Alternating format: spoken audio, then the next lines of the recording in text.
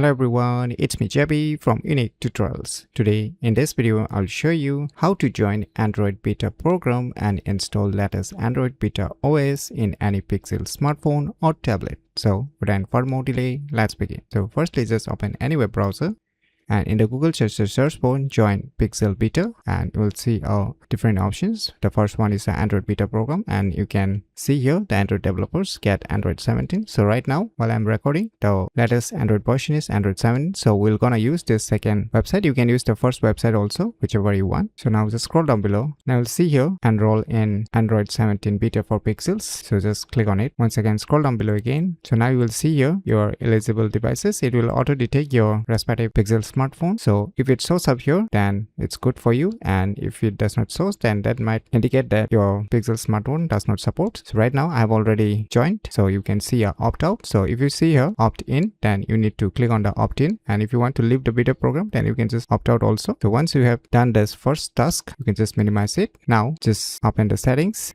And now just scroll down below and click on the system. Now just click on this software updates and click on this system update.